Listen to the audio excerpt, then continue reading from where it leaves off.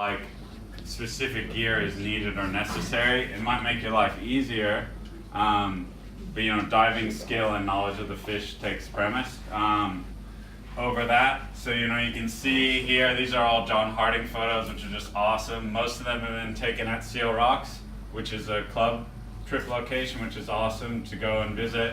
You know, you can see these guys are like using these tiny little floppers with a little point.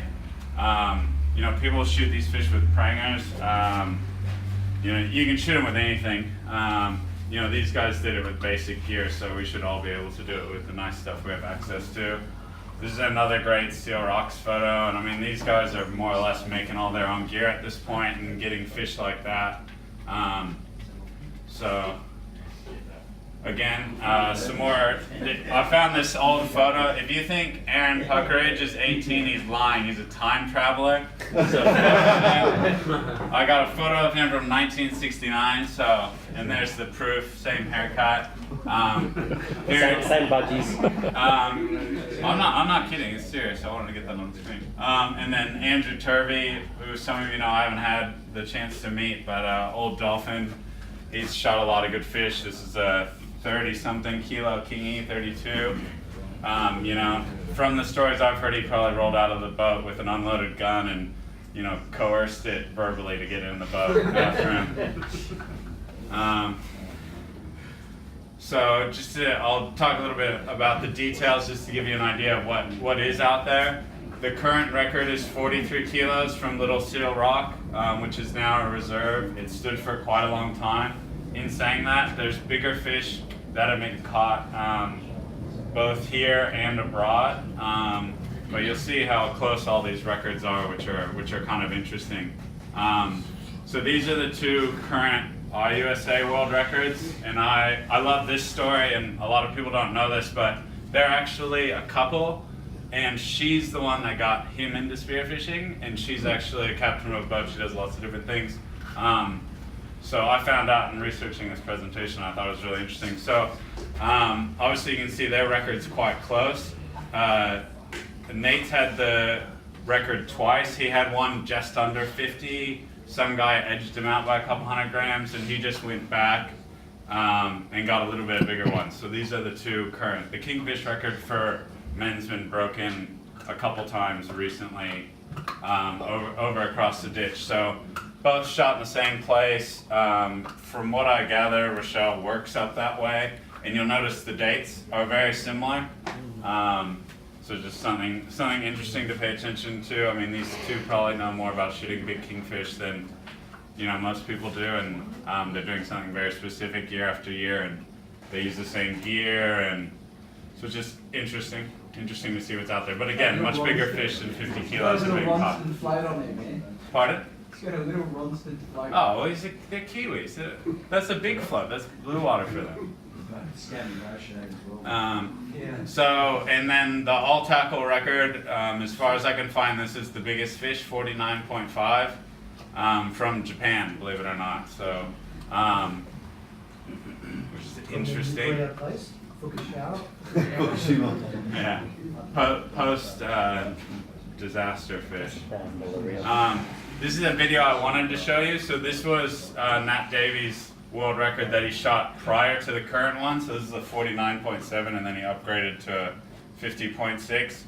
I have this. I'll email you the link. I couldn't figure out how to get it on this TV with sound, but it's a great way to see what they're doing and how easy it is to shoot a kingfish when you're in the right place in the right time. I mean, these guys are really competent divers, and by no means are they testing their skills to, basically roll off the boat and plug one of these.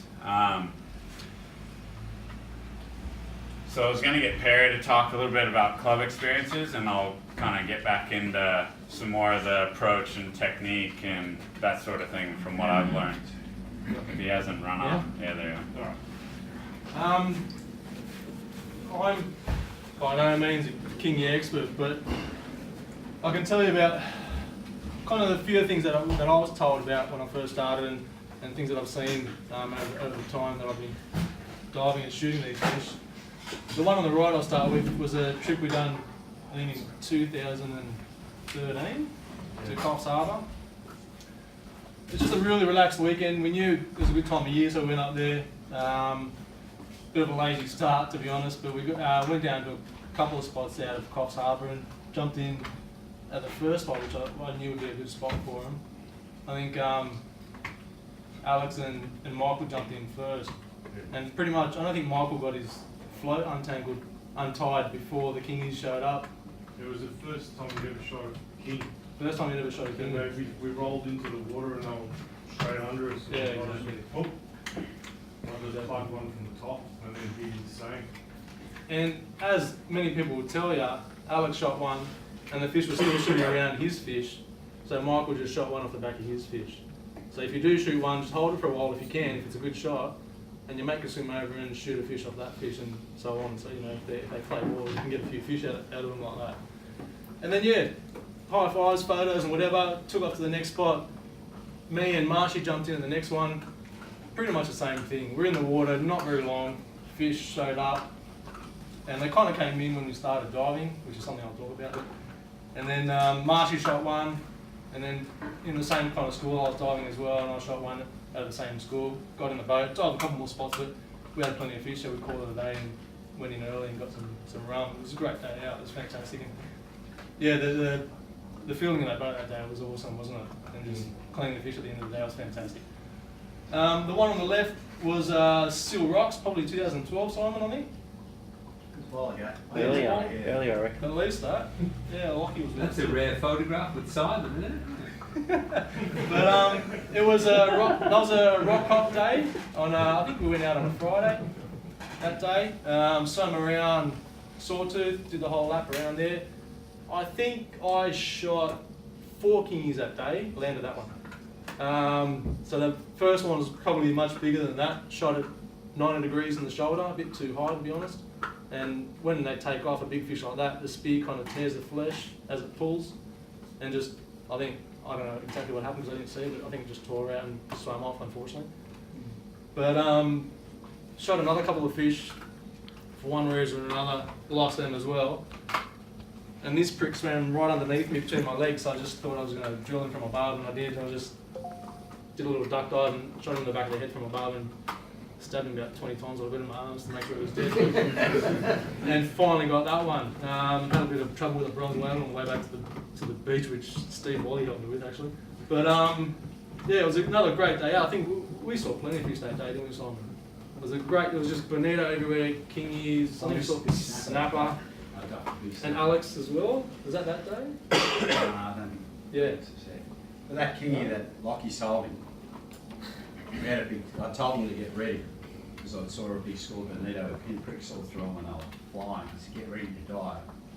And then this school of big kings also went through because Lockie's what, 6'4"? He's a big boy. 6'5". Yeah. He's a big guy. Yeah. That king is 18 kilos, I think. He's massive. So he makes it look small. He's huge. He's a giant. Yeah. And he shot it and he lost it and he was devastated. I said, don't worry, man. We'll find it. And you know, half an hour later, I see this thing swimming around. And I'm going, come here, it's here.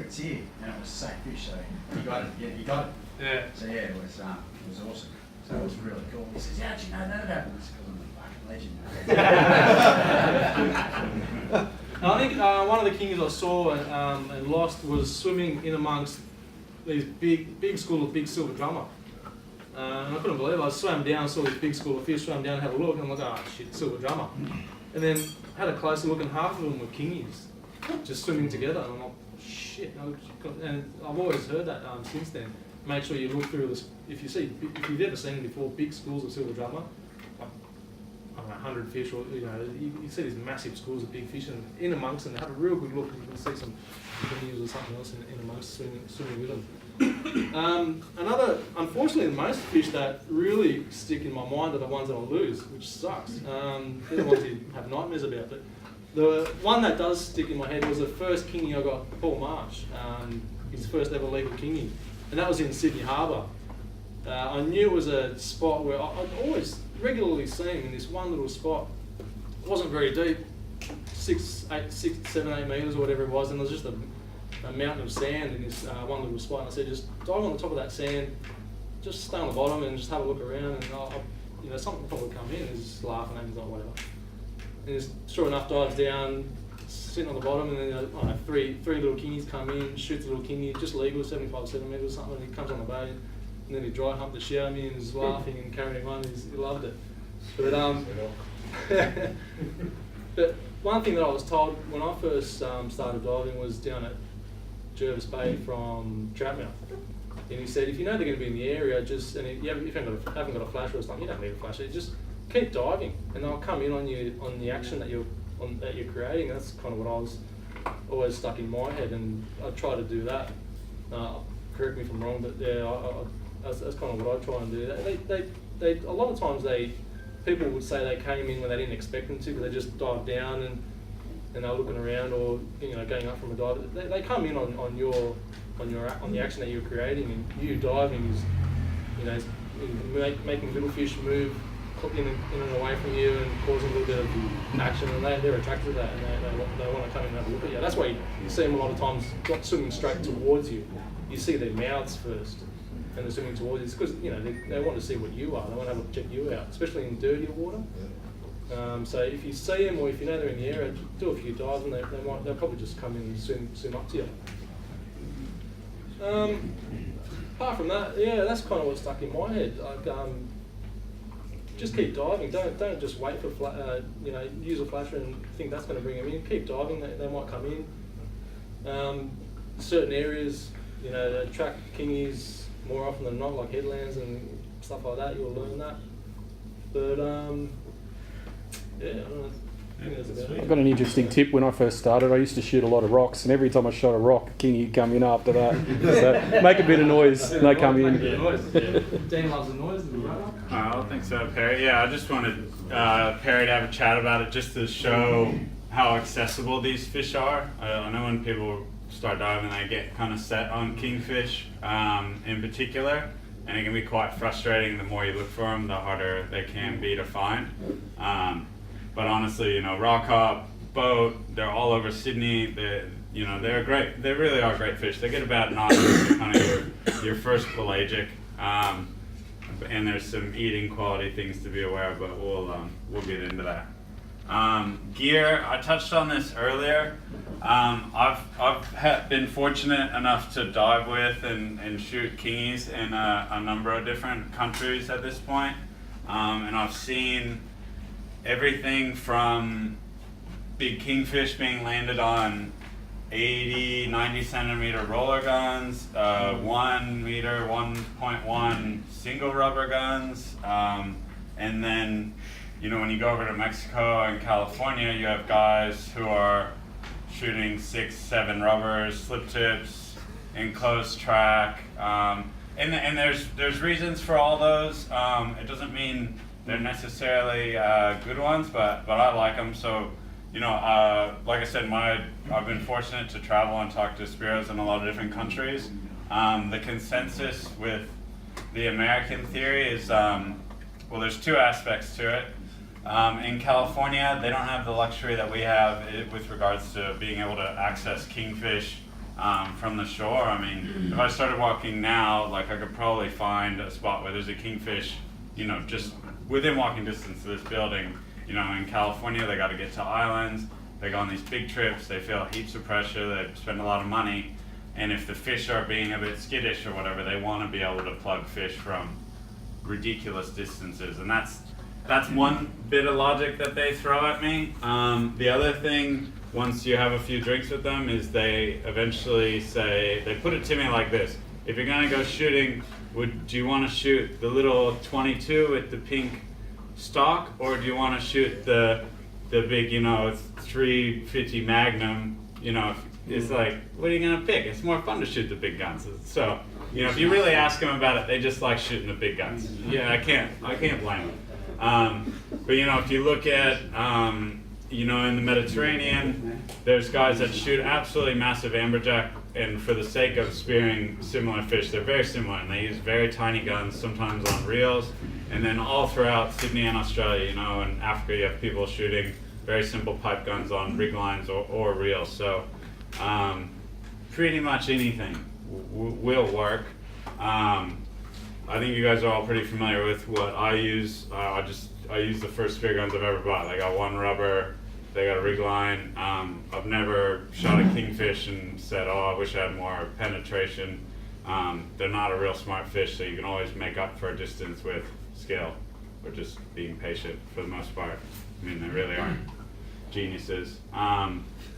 So a lot of people want to know where you can find them. They're everywhere in New South Wales at the right time. There's definitely better months for it. But basically, for the sake of conversation, we'll talk about Sydney and just the shape of New South Wales. I mean, everyone knows the shape. It's just a very straight coastline, and if you look into Sydney, you'll have, you know, a lot of little bays, headlands like that. And what I've found is that kingfish are generally going south or north. Oh, I got that right. I thought I'd screwed up. And you know, you'll hear stories of people getting fish in bays and in the harbor. They're often not really big. Anything's possible. Fish have fins, and you'll get big fish in weird places. All the biggest kingfish I've ever shot have been super shallow. Some of the biggest ones I've seen in Sydney have been really shallow. I don't think I've even seen or really shot a big kingfish in deep water. So that's something to keep in mind. I find that if you spend time on these headlands where the current is hitting most frequently, you're gonna see more and more fish. You know, I've talked to a lot of newer divers, and when I got started, I'd spend a lot of time in the corner of the bay, and I'd dive and dive and dive. I get so frustrated I wouldn't see anything. And it wasn't until we started swimming all the way around headlands and walking back to the car is when kingfish started to become very, very frequent. And even we like to really pay attention and say, oh, did we see small ones? Did we see big ones? Did we see patches of them? How are they behaving? And what was similar? Was there a lot of yakas on this headland? None on this one? Dive 2 in one day, if you can. If you got all Saturday, and it's good. Get out, throw your towel on your seat, and go down. You know, do Bondi, do Maroubra. You know, you could do Coogee, and Cape Banks. And the more you do, the more you'll see. So that's don't think too much about, oh, this is a kingfish spot, because if the current's going along here, you know, generally speaking, they're just gonna do a little circuit. I find if you keep diving that headland, you'll see the same school of kingies, and if there's some yakas spread out all the way along or some bait, they'll just keep doing a circuit. And say there's more yakas in one spot, their circuit might have a deviation in it, and they'll just do a couple more loops there. So some spots, sure, are going to have a little bit more fish, but in general, you know, they're not setting up house. They're moving all the time. So you could say at any one point, you know, a kingfish is going to swim by there once a day. So if you sat on one point forever as the current goes by you, eventually you're going to see one. And every headland in Sydney has kingfish. There's no secret to that. So that's just something to think about. Other places that are really good to find kingfish are other countries, charter services. Man, they're everywhere. You see them at the fads, you see them really shallow. And going back to getting advice from more senior divers, the biggest difference between, you know, someone who's only been diving a year and 20 years is experience for the most part, considering you could be at the same skill level. But an experienced diver spending time is gonna have, oh, you know, one time in this kind of rock formation I saw kingfish really shallow. You know, that was something better divers used to really beat into me, like, oh, check the shallows, you know, there could be big kingfish in there. And I thought, oh no, it's a big fish. Like, it doesn't make sense. I can't imagine it in there. And then, oh yeah, check the wash. You know, oh, what, for jewies? No, big kingfish can come out of the wash, especially when they're, you know, if there's that washy foam you get off the headlands that's not really comfortable to dive in, and just hang out in there and get comfortable and dive right beneath the layer of foam, especially when it's a big patch and underneath all the foam that sits off of these headlands. Kingfish love being under there because there's bait fish picking at all the weird stuff in the foam. And it is kind of uncomfortable because you can't see where you are, and it feels sharky. You know, you want the kingfish or you want to worry about sharks at the end of the day. But you know, those are a lot of the time when you feel uncomfortable, you're probably in a good spot. If the water's really nice and relaxed and calm and there's like pretty little bait fish and stuff, it's nice snorkeling, but you're probably not gonna see big aggressive predators that are, you know, chasing down things that are kind of struggling in current. So, you know, think about it basically, and it's a lot easier than other fish. So I think I've summed that up.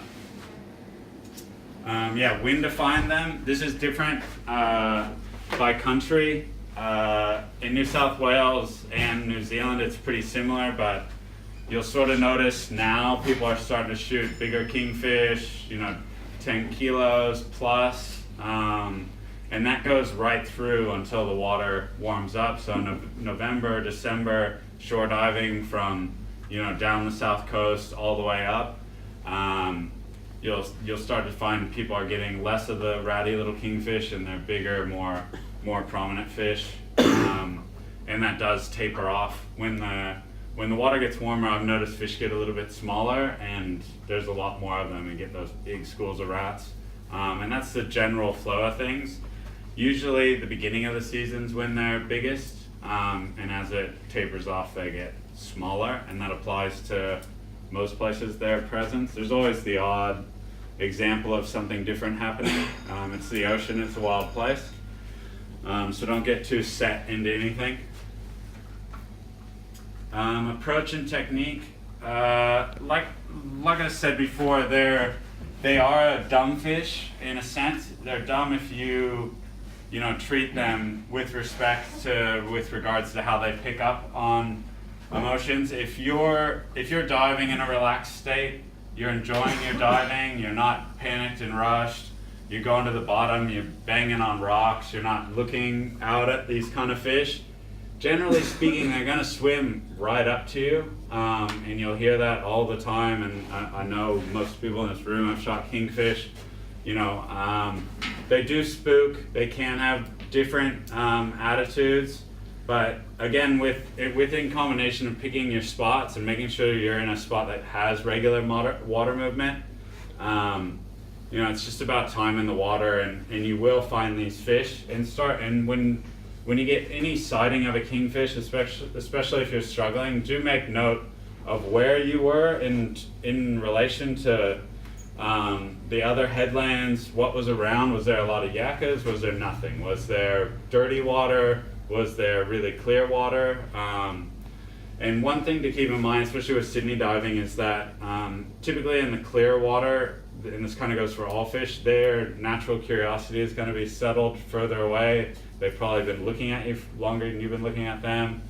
They've been able to come in, they see what you are, and if they're not that interested, they're going to leave. In dirtier water, you know, it's tip of the spear stuff, which can kind of catch you off guard. But yeah, that's pretty much it. I wouldn't put too much thought into it, because it'll just make you think about too many things when it matters. They don't like really being chased. If I see kingfish, I don't really look at them until I'm comfortable to take a shot, and I think this is pretty good advice that I've gotten from someone else on a lot of different fish, is if you see them down below you and they're at an angle, don't just start diving towards them and shoot them. If you're a good diver, you can do it. If you're lucky, you can do it. Sometimes that'll work. But there's no reason to do that. It just makes it harder. It's easier to just dive straight down when you see them. If they can come up to the surface, they can be at the bottom. Just dive down casually, relax, and do your thing, and dive to where you want to shoot them. So if they're 10 meters down, you don't want to shoot them from the surface. So just dive to 10 meters, gather yourself. If you're not looking at them and you're doing some weird stuff, they're going to be watching you the whole time, so you might as well make it easy on yourself and line up a really good shot instead of thinking, oh no, they're going to swim away, I got to chase them. And if they look like they're going to do that, like straight away, they're already spooked, don't stress about it, they're going to leave. So just get working on the next time. You know, there's no reason to make it worse by shooting the fish and losing it. It'll just be even more frustrating. Because if you've seen and you can use that information for next time. In the worst case scenario is next year on that date or in that sort of weather scenario, water scenario, okay, I should make an effort to go out this week, and it'll be similar. But quite often with kingfish, like in Sydney, if you didn't get it one day and the weather's mostly the same, go to the same spot the next day if you can. It'll be worth your effort. We quite often will see them on the same headlands for a couple days in a row, at least 2 in a row.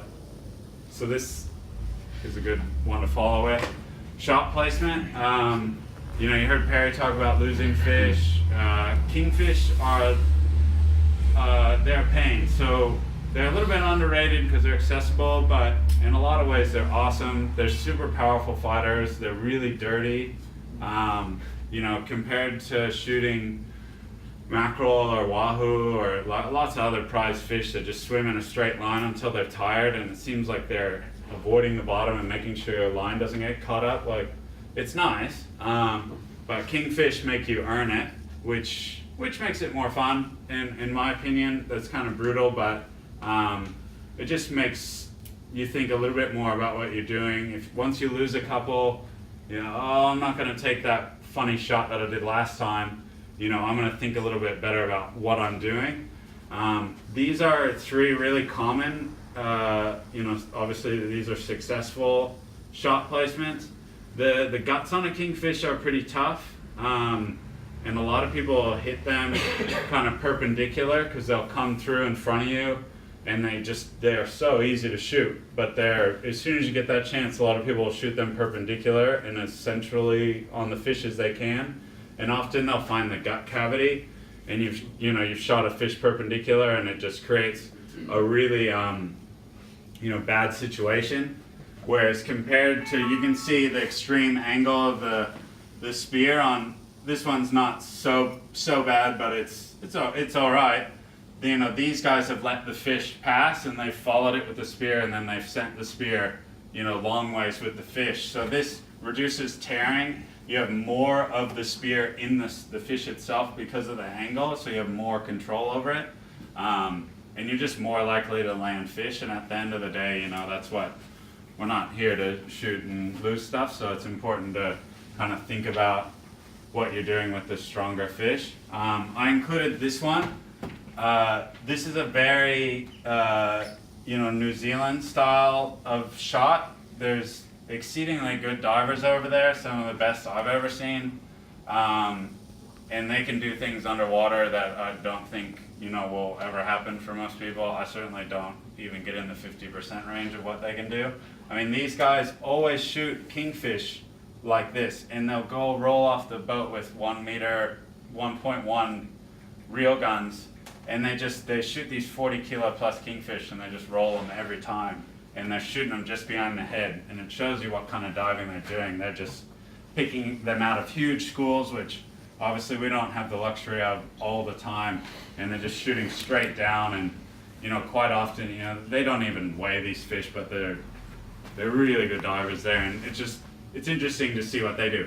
I personally never shoot fish like that. I never feel comfortable doing that top-down shot, so it's a different style, but these guys are landing the biggest fish in the world on primitive gear, basically, doing that.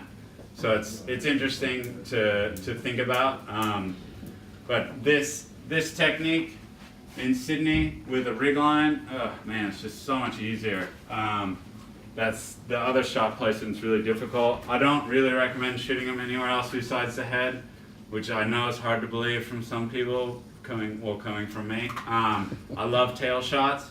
But on this type of fish, amberjack, Samson fish, kingfish, it's not really to your advantage.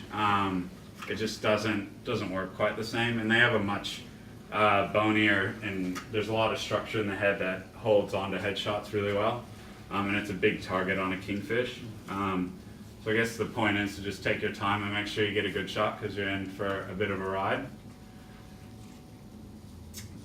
Eating qualities. So you've caught your kingfish, and you want to eat it. Kingfish is pretty straightforward.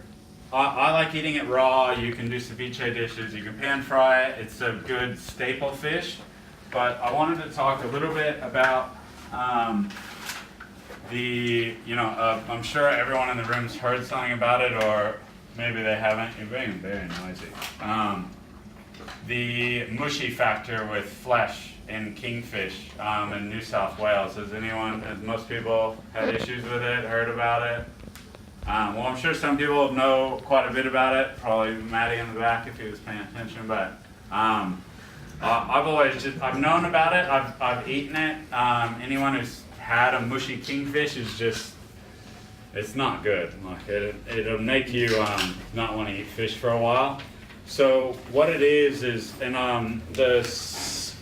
originally it hasn't really been an issue, but now it seems to be becoming more prevalent. So the Sydney seafood market has released a statement on it, which I think sums it up pretty well. So I've just plagiarized what they've done here, and I've got what they've wrote, and I'll read it out because they've put it quite well.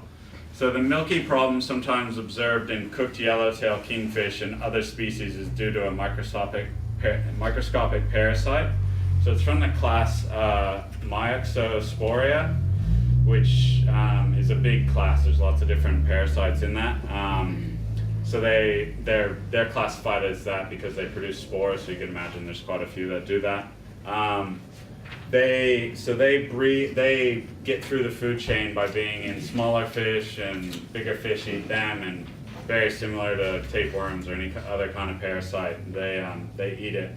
So everyone knows that when you eat it raw, it's fine. The flesh looks great, smells great, no issues.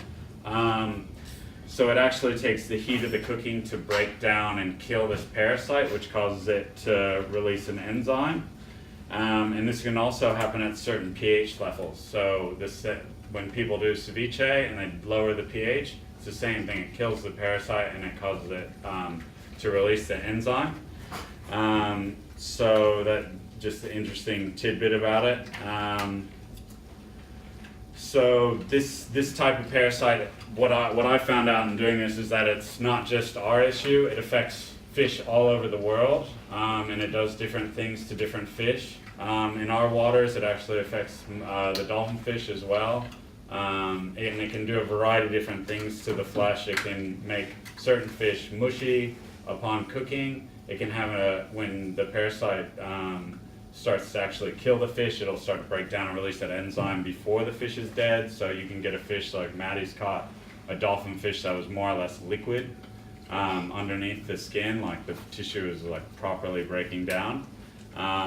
So it's a nasty thing for the fish. And yeah, it's on my list. They found it in swordfish, barracuda, even bottomfish, flounders, sole, that kind of thing, and they've even got it in yabbies and prawns. And so it's a really nasty thing, and it's usually a fish farm issue as far as if they get an infection, it spreads quickly. But typically it's quite rare. But yeah, again, it's also it's more prevalent in fish from warmer waters, and that's just because the parasite grows a bit better in those sorts of conditions. So that's why the colder water kingfish, California, New Zealand, they've never really heard of it because it doesn't affect their fish stocks.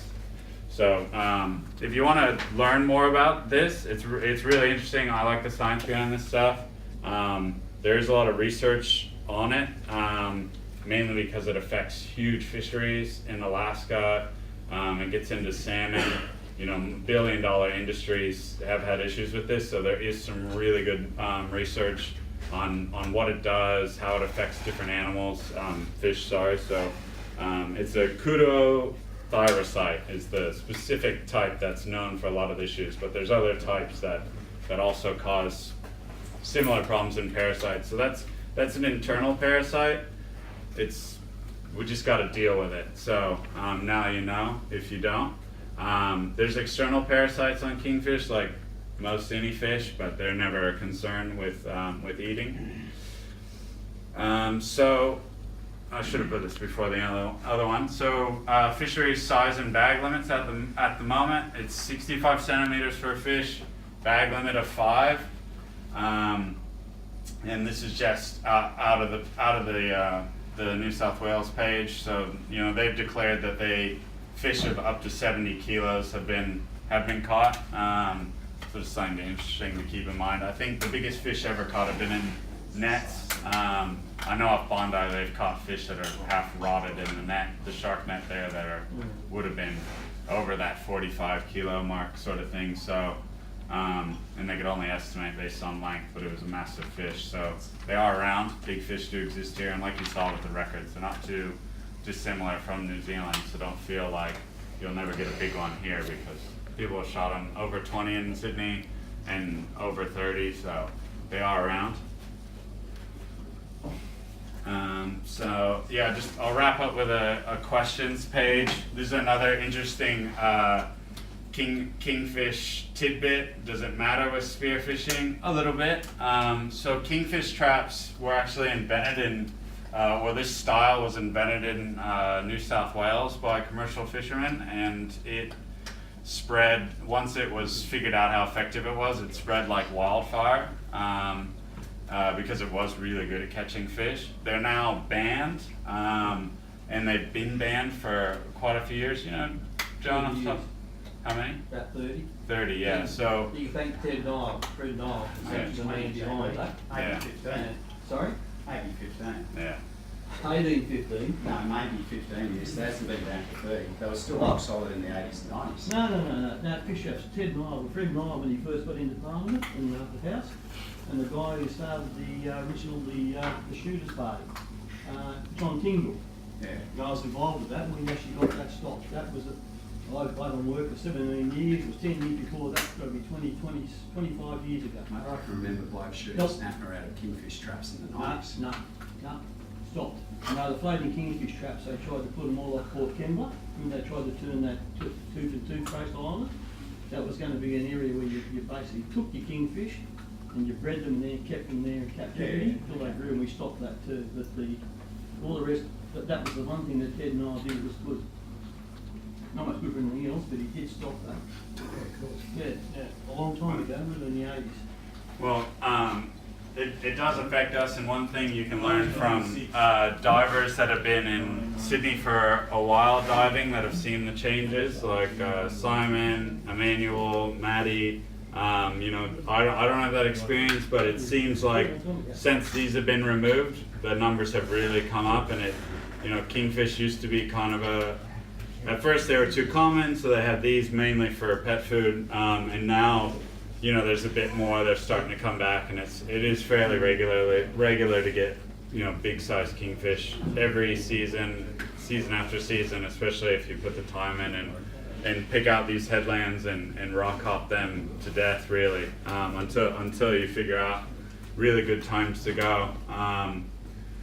So yeah, I tried to make it a little bit quicker than last time. I hope I was.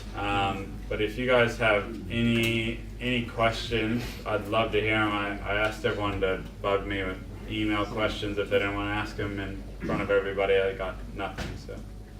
What's Sydney Harbour like? Like if you can't get out on the coast with the wheel? Yeah, I mean, you can get kingfish in the harbor. They definitely exist, and you can get pretty decent ones. I know people have got them 10 kilos ish, but more smaller fish are in the harbor. So, are you gonna get your trophy kingfish? Probably not. Anything's possible, but if you want to get something to eat. Yeah, go for the harbor. I mean, you can still have fun in there. So, but if you're looking for the one for the photo, try the outside. Could you give us some information about bleeding the fish when you kill them? Yeah. All right. So this is more a general pelagic deal. Personally, with my fish, any fish I catch, if I can help it, if the fish isn't already stoned or bleeding from some other, issue, a spear probably. I get the fish into my hands, and the first thing I do is get the gills out before I icky it, assuming I have really good control over the fish. I don't recommend that until you are, fully comfortable with knowing when you have control over a fish. And the reason I do that is I like the fish to be alive while the blood flow is open so that it fully evacuates it. Is this a little bit cruel? Yes. I like to think that the fish doesn't really feel it that much, and I can notice a difference in the flesh. So as soon as, I only give it a couple seconds and then I icky it. Another thing you want to be careful of doing that method is that fish in panic, just like humans, you're running and you're freaking out, you get lactic acid in your muscles. So the longer it takes the fish to be landed and the more it's struggling, the more you're going to have qualities with the flesh outside of bleeding it. But no matter what the order or how you do it, I think it's hugely important to bleed your fish. I read lots of stuff and there's lots of reasons. I just went out and experimented by myself or with friends. We'll catch a couple of fish and say, oh, what's this bleeding nonsense about? Like, let's just not bleed one, and fillet all the fish and slap the fillets on the table, and we'll have like 2 little kingfish or 2 mackerel, and one fillet's really nice and white, and the other one's got like a yellowish color to it. So clearly there's something in there that doesn't need to be in there. And you can taste it. There's basically more of a taste when you don't bleed a fish. I like my fish to just be kind of nice and delicate in flavor. If you like it to taste like, something seedy, that's up to you. But now I can't think of fish it's not important to bleed and put on ice straight away. So anything you can do within your power to expedite that process and is always better on the plate. Yep. What do you do when you actually shoot one? What happens next? Oh yeah, I left that out, didn't I? Thanks, Simon. Alright, so shooting fish, I should have talked about this on the placement slide. Like I said, kingfish are really dirty fighters, and they're not gonna give you the luxury that other pelagic fish will have. They're gonna find the bottom, if there is bottom, as soon as they can. So quite often when you shoot a fish, it'll give a shake if you haven't stoned it, and it's going to try and figure out what you've just done to it, and that lasts anywhere from a millisecond to maybe a full second. You see lots of other fish do that. They'll give a little shake and, what's this new piercing I've got? And after that, they're going to go straight for the bottom, and that's why I prefer to use a rig line, because quite often you'll be trying to be patient on your fish. Like I was saying with the shot placement, you'll put a spear in a fish and maybe you've waited an extra 5 seconds. To some people that doesn't matter, but maybe you've already dove for a minute, and maybe a minute and 5 is pushing your limit. So you don't want to add any extra steps, and that's why I like having a rig line on my gun when I shoot these fish, especially around Sydney because we're quite shallow. What you can do with a rig line is just as it's passing through your hands, and any gun you can use a rig line with, long, short, they're just really easy. You can start putting tension on the fish straight away within your comfort zone. By all means, if you've shot a fish and you've pushed it and it's going for the bottom and you know what it's going to do, but you've exerted yourself, at least with a rig line you can let go of everything and go to the surface and then get your hook breath and relax, gather yourself, and then you can start dealing with the rig line. If you can't do that, you got to look after yourself first. So it's important to not push yourself with these sorts of fish. A 50% rule is probably pretty appropriate. If you can dive 30 meters, should you be shooting a big, powerful pelagic fish at 30 meters? Probably not. You could probably realistically handle it quite well at 15, and that's sort of the limits I'd set for myself. I've certainly set them for myself. When I do deeper dives, I'm not gonna. If I see a kingfish on the bottom, the first thing I'm thinking about is, this is a big dive, and that thing's a meter off the bottom. There's no way in the world I could ever stop it from reefing me. So you need to, if it's a tiny little fish, sure, you can muscle it, but keep all those things in mind when you're doing this sort of diving, and the fact they are kind of a dumber fish. Don't feel that rush and, I can't do this, and and it's gonna leave forever, and I need to shoot this now. Not hugely important. Quite often you can come up and they'll follow you up, and your buddy can go down and plug one, and these fish love to swim around a speared fish like Perry mentioned. So so what? You couldn't get it on that dive because you're pushing your limits. Swim up. They're most of the time going to follow you. Buddy's going to plug one. You get a nice breathe up, and meanwhile, all the kingfish are looking at their mate. And then you can go get a nice easy shot in 3 meters of water. So it's gonna be a lot easier for you to handle it. So Just be aware of your rig line too. yeah, at the surface, the kingfish. Supposed to be bullshit. Yeah, they keep going around and keep kicking, and they'll just keep doing circles around you. I was in New Zealand with Maddie earlier this year shooting kingfish, and like we were getting big fish in the shallows and having to deal with them like really green because it was that or letting them bounce off the bottom. And they just keep going in circles. And I remember Maddie had to sit there and watch me. He just this far away, and he's got big arms. He just kept picking my rig line up and letting it fall behind my head because I just was going in circles like this on the surface with fish. And that's really common. And it's really important to mind your rig lines or reel lines if you decide to use one. They're a little bit more dangerous in that situation because they're smaller, you can't feel them as well, you can't handle them as well, and they're when they tighten up on your wetsuit, you can't get your finger underneath reel line, whereas with a rig line you got a chance of actually, you can feel it start to apply pressure and you know you're in the wrong. So once a fish is up on the surface, you've eliminated the risk of it reefing you.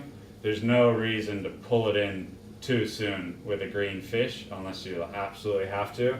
It's much easier to, okay, I've got it up off the bottom, it's a good shot. You have time to hold the rig line, look around where your buddy is, look where your mess of rig line is, and usually I'll just take a couple kicks so there can be a big bird's nest of something behind me, but all I'm holding is the mono or my gun or whatever's left in my rig line, and then I can deal with the fish. And I generally, kind of like if you're doing a number 2 in the water, you want to like keep a bit of movement so that nothing catches up with you.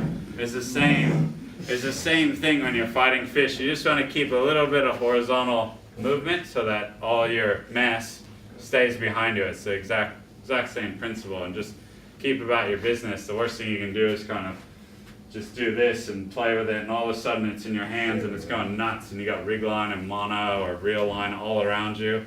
And if you're dealing with a big fish, like kingfish have drowned people before, in those circumstances, like even your buddy wouldn't be able to help you. If anything, he'd get tangled as well. So, save yourself a big headache by just, you will get to that point where you can take a breath, even though you're 5 minutes away or 2 minutes away from landing the fish. You can just, okay, I got control again. I don't have all day, but I have at least 10 seconds to kind of get a reality check with your surroundings, and just the number 2 technique. Can I just add 2 box worth? Yeah. Why you're saying you've got control now? Quite often when I think I've got control now, I'll look where I've got the fish, and then if I'm near a drop off, I'll swim the fish up to the drop off, and then the fish just gives up. And that happens to, I reckon, 100% of the big kingies I've shot. That's a really good shoot. As soon as I get her off the stones and off the drop off, they just give up, so they Yeah. can't reach the bottom. So the advice I was given as a kid was just never let a kingfish get to the bottom because these are expensive and kingies are cheap. So that was back in the day. So I've always used that just to do everything I can to wrestle it from getting to the bottom. And then I found so many times, like Lachlan's fish, he showed that Sealy's there. He said, what do I do now? When he's got it on, it's still full of fight. I just said, just swim out to me, just swim out to me. And he swam out, and as soon as he did it, just gave up, just turned like a banana and just went on start. Because it realises all hope's lost, I think. So. Yeah, it's a good point, and that applies to a lot of other fish when Yeah, they can see the structure of the bottom and they it's within grasp, so to say. They're gonna go 10 times harder than once they're up and their air bladder starts to fill up and they can't see anything except you. They switch their motivation. So yeah, thanks for adding that. Is there a better sort of tide to kind of? Again, it's just kind of. I think the general pelagic rules sort of apply. You want water movement, so and you can get them in between, exactly in between tides, and that applies to other fish. Yeah, they're not. you can read books about it and they'll say certain things, and line fishermen will say a different thing, and some spearos will say a different thing. But every time I've tried to come up with really specific rules about them, like I'll see them in 2 meters of water on a headland while like I'm looking for brim, and it's like, oh, right. Just when I thought I knew something, it's like there goes the proof that I don't.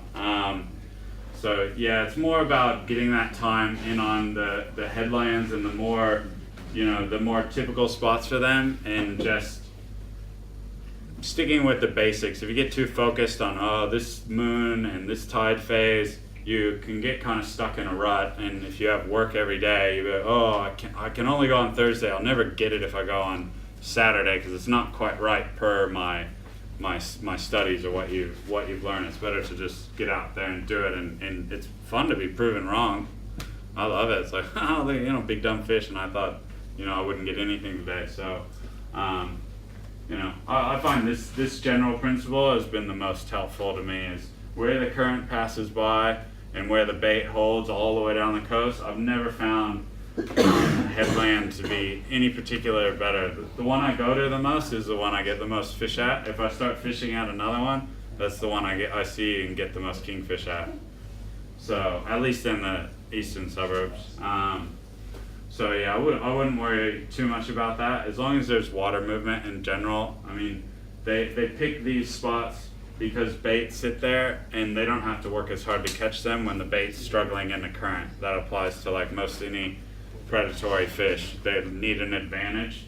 So if there's a bunch of bait in really deep water, no water movement, and they're just happy and relaxed, and you'll get a feel for the bait too. That's another thing to pay attention to is, if the bait just looks like it's on holidays, nothing's probably been harassing it.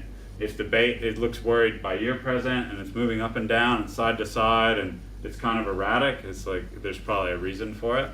What type of bait you look for? In Sydney, yakas, but in saying that, when you get those little little tiny damselfish that come up and hang out in big groups, I've had big kingfish swim through those.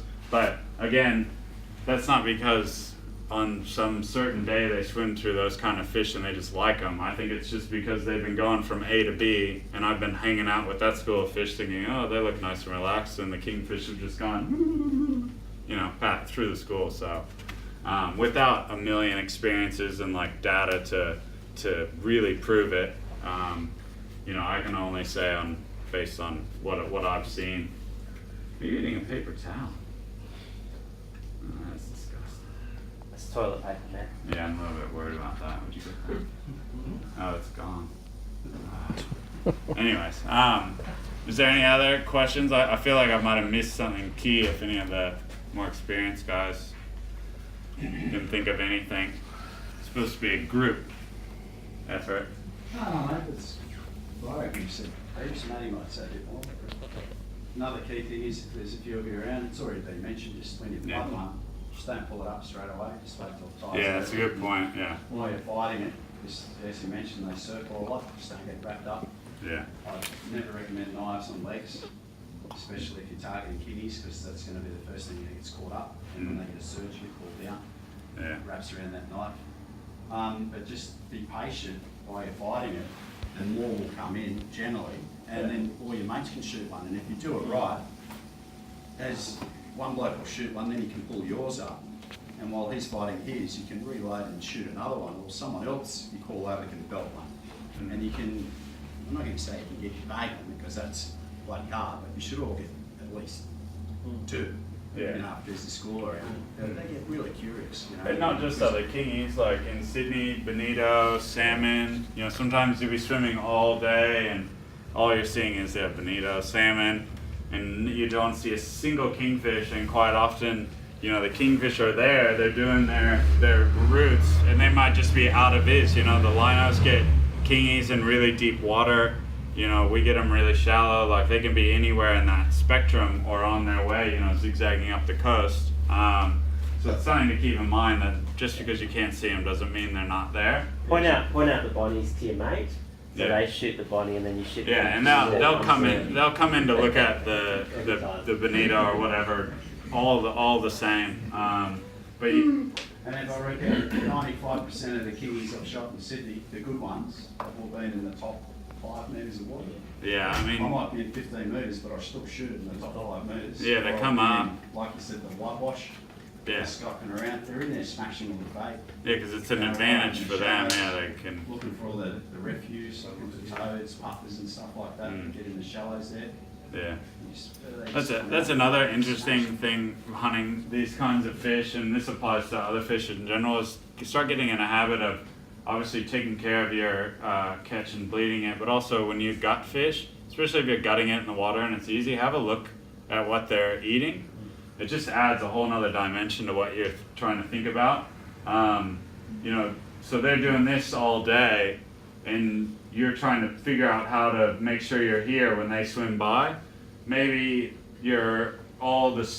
the kingfish you're catching are full of squid. So where are the squid hanging out, and why are the kingfish chasing them? Sometimes kingfish have really weird stuff in their stomachs, just unusual fish you wouldn't expect. So it's good to know. It's like a kingfish and a squid can't meet unless they're in the same spot at the same time. So, you know, those sorts of things can help you pinpoint like where fish are and where they aren't. Yeah. How about burling and things? Yeah, I didn't talk about burling because I don't really do it. It works. It works. I just like Barry gave some good advice about flashers. I don't really use flashers for kingfish either. In my opinion, yeah, they help, but I just can't be bothered swimming with one. It's just something else for me to remember. If you're on a boat and you're targeting kingfish and you're working over bits with strong current, like it's nice. On a rock hop, it's just another thing to carry.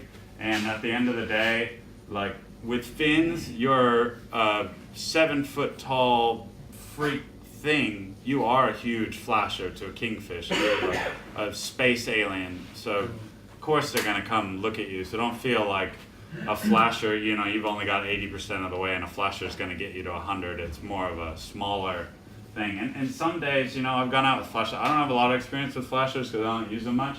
But some days I've gone to the same spot, like in Coffs, and you know, a certain type of fish, say kingfish, will be all over the flasher, and then the next day they won't be as interested. And much like some kingfish are full of squid and some are full of yakas or another type of bait, and that's because, you know, like you don't go to a Mexican restaurant every day, you know, sometimes you feel like Italian. So like they're not always doing the same thing day after day, you know, year after year. So, you know, there's always changes, and that sort of stuff is really interesting. I can't tell you why the same species would be interested in a flasher one day and not the next. And if you want to really like blow your head, ask the linos about when they're finding fish all left, right, and center, and they're just testing different lures and all these different things to try and match the bait, and they got like 30 different options. We got one, we have a spear gun and, you know, hopefully a little dance to get them to come in. And they talk about, oh, we tried this, and then, you know, they're catching these huge fish like yellowfin, and then all of a sudden, oh, we tried this really tiny lure, you know, just the little, you know, the metal, anyways, the little tiny ones they flick at the surface for salmon. And all of a sudden, yeah, slugs, and all of a sudden the tuna start hitting those. And if, you know, you start thinking like that, and it's kind of an endless thing, but it is interesting to show, you know, fish aren't always, it's not, oh, yakas, or, oh, you know, I only eat this. It's kind of a dynamic. You see a lot of boys at Maroubra and Malabar take out little bags full of pilchards and stuff like that. The guys I met on Friday, both groups had like a little sack. I saw the mesh same sack. thing. Because they would have had like $40 worth of pilchards. Yeah, I was pretty blown I couldn't away. believe it. Yeah, that mate, they really want to get a kingy. You know, they live and breathe. That's what they want to get. It's not that they haven't shot heaps, but they haven't shot enough of them yet. I think so. They're willing to go to that expense to do it. I never use belly, but I know blokes who shoot big ones and use belly. Yeah, it works. It works. I think there's you just got to be, if you're going to use those things, just be wary of how it can hinder you.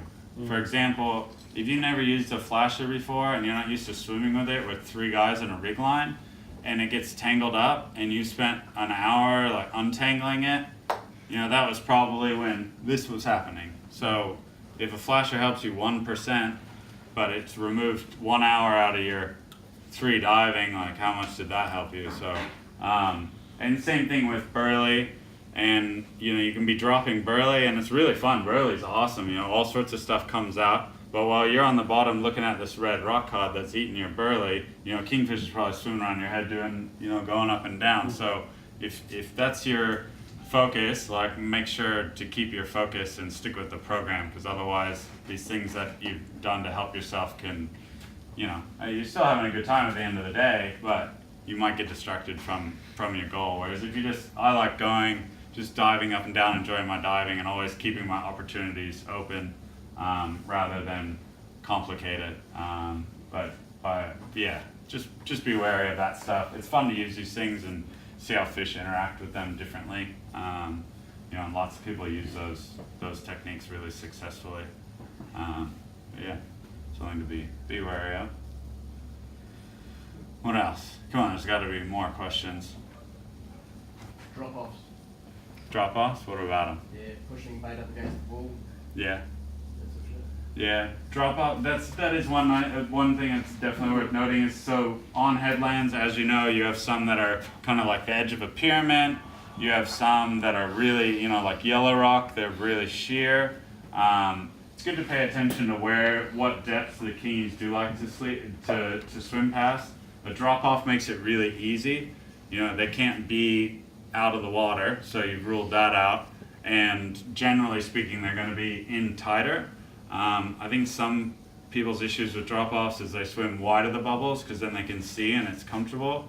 The kingfish in that scenario, especially if there's a lot of foam, are quite often beneath the bubbles or coming up to target bait. So if you're out in La La Land enjoying the bait in the clear water, it's a nice dive, but there could be a huge school of kingfish you can't even see. It only takes 5 meters to really make the difference. So, try to push that comfort level because it's no different safety-wise. It's just a visual thing with the bubbles. The water's just as flat. You can still breathe through your snorkel. You lose visibility, but you got to work a little bit harder to get under the bubbles. And you don't have that much of an issue with that. You don't have that situation so much with a sloped headland where you can find fish, kind of out. But in Sydney, honestly, and most people that shot them, I find just shallower is better. To not just stick in these bays. You're going to be way better off, even as a 5-meter diver, swimming the whole headland in conditions that are you deem safe. Swimming the whole thing in 5 meters, you got a much better chance of seeing a kingfish as opposed to the guy who's in the middle of the bay diving 25 meters. So don't feel like it's depth is a limiting factor at all by any means. Evan, in regards to the calendar, what about the old wives' tale of the jacaranda trees blossoming? Usually a good marker that we run right. Yeah. Time of the year. Yeah, I hear lots of stuff about the time of the year. For our conversation's sake, from now until December, when the water kind of starts to warm up, is really nice time to be shore diving and popping pretty decent size kingfish. That's when I've seen and shot bigger ones. That's when my friends. Yeah, I mean. I don't. Other times of the year seems to be a little bit hit or miss. Through the summer, you seem to see them every dive. I've never really successfully got. What about the difference in the quality of fish between winter and summer in terms of quality? Yeah. So there's definitely a prevalence of the mush factor in kingfish towards summer, and that's only because the more time their body is warm, the better the parasite's gonna grow. But in saying that, the kingfish, they've tracked them from New Zealand to here. They've tracked them, doing massive distances all around the bottom of Australia. So in any one place at any one time, you can have a fish that's been over in South Australia, New Zealand, and Queensland, somewhere in New South Wales. Obviously, those fish are going to be hanging out with totally different groups of fish and have different parasites, if any, are present. So people do have issues with the mushy flesh more in summer, but in saying that, get back to fish have fins and they're gonna swim. There's always that unusual circumstance. You can get a kingfish in Queensland that tastes good, and now I'm hearing that mushy kingfish can be caught far south, New South Wales. So it's a tough one, the mushy thing for me personally. And that one thing that also makes it annoying is that the parasite can be more prevalent in certain parts of the fillet. So like I started, okay, I'll just take a tail section out when I catch this kingfish, and then I'll cook that in a pan, and if it's good, okay, sweet, bag it up and freeze it. And then we started, and then I was like, oh yeah, I'm so smart, blah, blah, blah.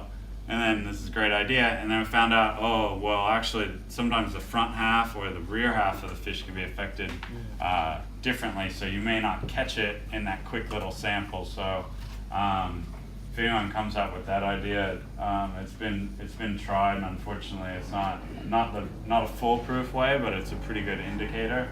I've got a bit of a theory on that, is that I think if you get one which doesn't have a real bad amount of it in there,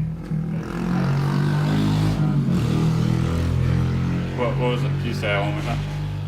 I think one of the theories I've got is that if it's not a really badly affected one, it might just take a few days for the mushiness to sort of get through the fish, because I've done that a few times as well, where you've tried a bit and oh yeah, it's sweet, and then the rest of it's ended up being crap when you've eaten it a couple of days later. Yeah, I reckon so too.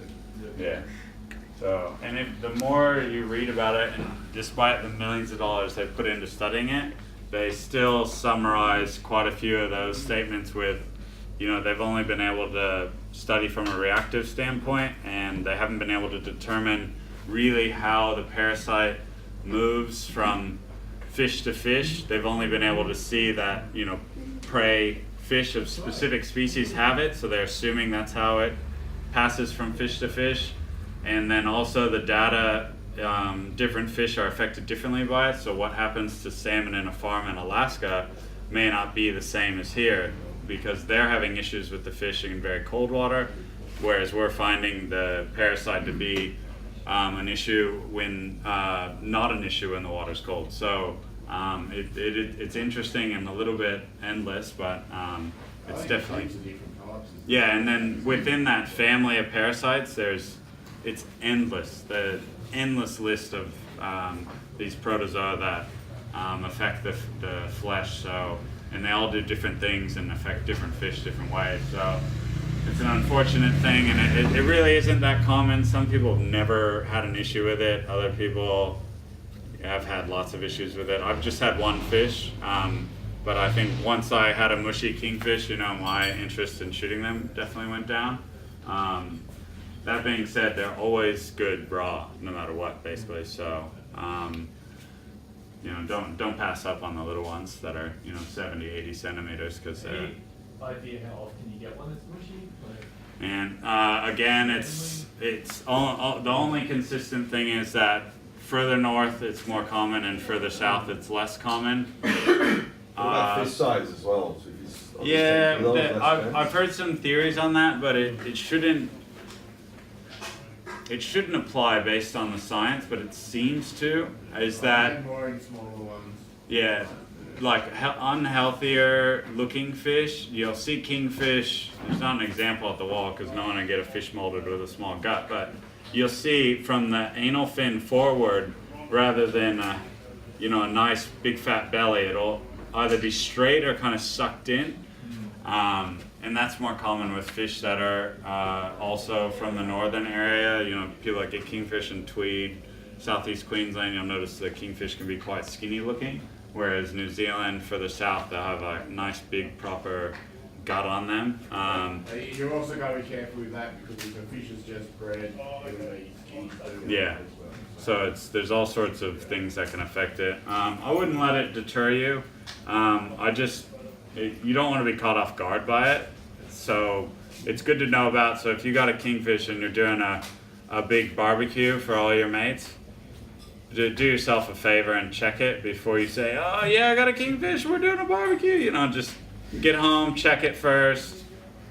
Check don't check the shitty little tail bit. Like check near the part of the fillet you want to cook. And if anything out of this whole presentation, that might be the only thing worth really learning. And you might thank me for it at some point. Because trust me, if you have a girl over and you think you've really like done one to impress her with this great fish, and it tastes like crap, like, oh man, that's. Has that happened to you? It's quite rare in Sydney. It is quite rare, but don't let it happen to you. So. You know what though, mate? A lot of people who haven't eaten much fresh fish, like proper fish, don't Yeah. know the difference. It's a good point. The sort of birds Evan's hanging around with. They know fish. Yeah. Happy for a seed. Yeah. Thanks, man. No worries. With cooking them, Yeah. it's just to do like the long fillets, not the cross section. Honestly, I've done it. I like getting the big sharp knife out and doing like a proper cross section with the bone. They cook up really nice. The skin on works. I like to scale them first because they got the little tiny scales that are kind of a pain. If you cut them, if you steak them through the bone, the scales aren't too big a deal because they're not touching the pan. They seem to just kind of fuse to the skin, and yeah, that saves a lot of grief. Yeah, the skin's a bit of insurance from overcooking it because it keeps some of the moisture in. I do most of mine raw or ceviche. It's really good in curries because it holds together. Yeah, It's pretty versatile. it's pretty. Yeah, it's pretty versatile. Like it's a good fish. Who else? Anything else? I want to go home. Should I do a little dance? I want to see you take on Thanks, the Ed. hands bit. Thanks, Ev. Yeah.